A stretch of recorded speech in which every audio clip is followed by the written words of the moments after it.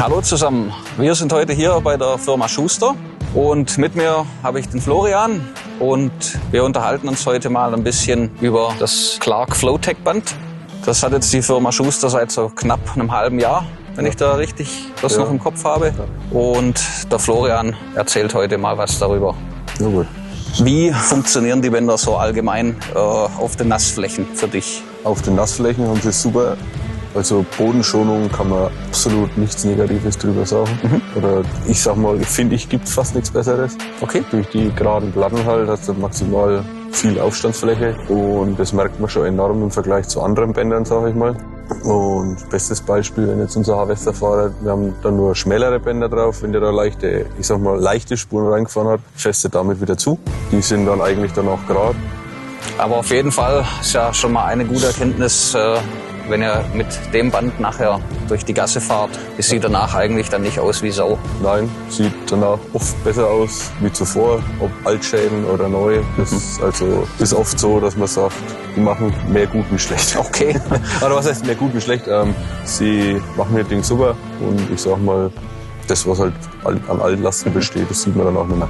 Also Försters Freund. Kann man fast sagen. Okay. Perfekt. Ist jetzt nichts Negatives darüber so gehört und auch Schotterwege. Okay, funktioniert auch damit wunderbar. So, genau. Ja, wir sehen es ja jetzt hier. Wir können es von der Kamera jetzt vielleicht nicht einfangen momentan, aber der Weg hier sieht ja auch wirklich tadellos aus. Man sieht nur ein bisschen die Abdrücke von den Spikes hier, aber absolut nichts Wildes. Genau.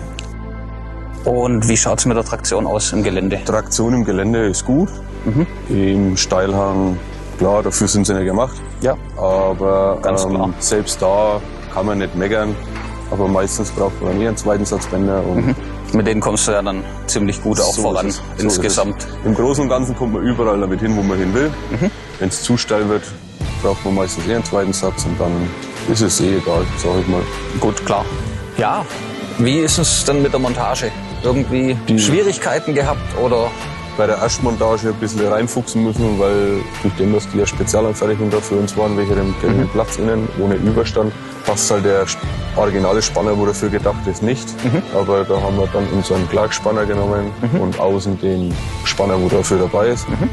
Und das hat super hingehauen und dann, ja, nach wie vor keine Probleme, funktioniert super. Auch die Schlösser, es funktioniert auch sehr gut, weil die mit der zentralen Schraube da in der Mitte kommt man gut hin, man kriegt sie schön rein, raus, man kriegt sie gut montiert. Man kann eigentlich nichts Negatives dazu sagen. Okay. Und ja, die alles entscheidende Frage, würdest du die Bänder wieder kaufen? Für eine andere Maschine oder auch für die gleiche Maschine? Ja, also sind wir uns einig, die würden wir wieder kaufen, weil, wie gesagt, gibt nichts Negatives dran auszusetzen. Sie sind gut fertig, passen und machen das, was sie sollen und das gut. Sehr gut. Alles klar. Vielen Dank für deine Antwort. Kein Problem.